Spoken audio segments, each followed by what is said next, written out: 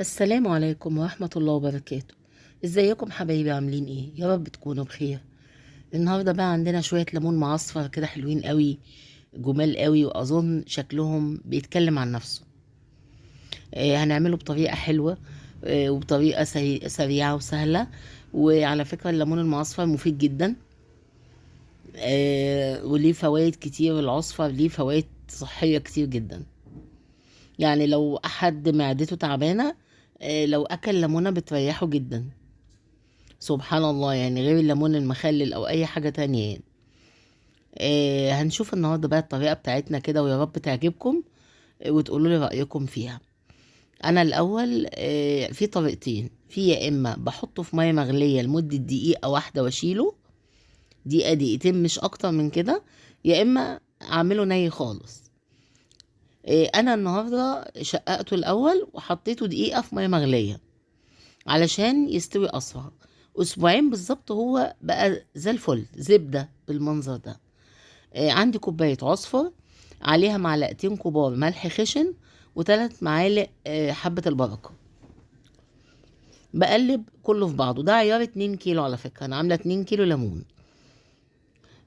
هضرب بقى عندي في الكبة حوالي 6 7 ليمونات كده، مع نص كوباية ملح ناعم، مع قرنين فلفل حلوين كده.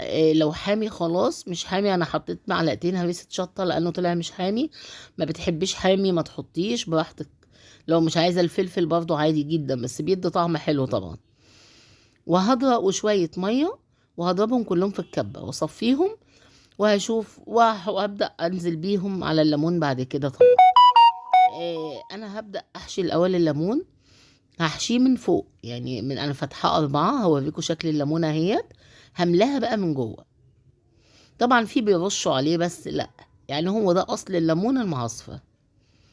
هنملى الليمون ونرصه في البرطمان كده جنب بعضه كويس، ما يبقى الفتحات لفوق طبعا بالشكل ده.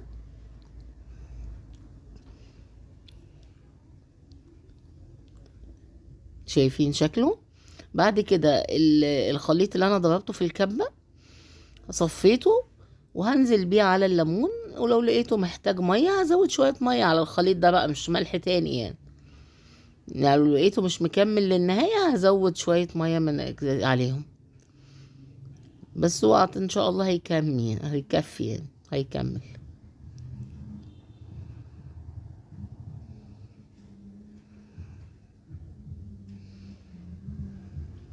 هي لونها طبعا محمر عشان هريسة الشطه اللي انا حطيتها. هي كفت وفاضت كمان.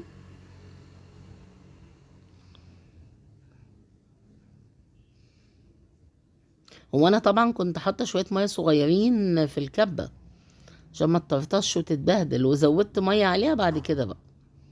وحطيت زيت على الوش كويس عشان ما يبصش ولا يجواله حاجه. و- وقفلت عليه كويس. بصوا ده بعد اسبوعين بقى فتحنا، لا حاجه عفنت على الوش ولا حاجه بايظه. وهتلاقوا ليمون زي الزبده. شايفين شكله؟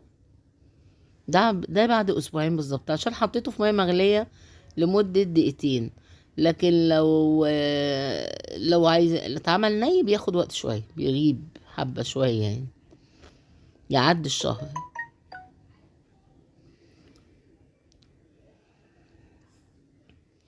شايفين شكل الليمون؟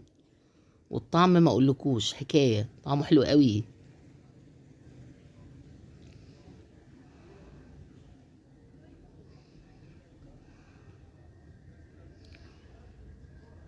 ده شكل الليمون بتاعنا.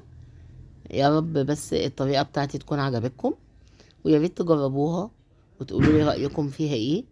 ولو عجبتكم ما تنسونيش بقى في اللايك والشير، وكومنت حلو منكم بيفرحني وبيسعدني. ويا ريت اللي تعجبه قناتي يشرفني وينورني بالاشتراك فيها، وده طبعا يسعدني جدا يعني. وهي طريقة ليمون سهلة وحلوة، وما بتاخدش اي تعب ولا اي وقت خالص. وكل سنة وانتم طيبين وبصحة وسلامة، وربنا يعود علينا الايام جميعا بالخير يا رب. والسلام عليكم ورحمة الله وبركاته.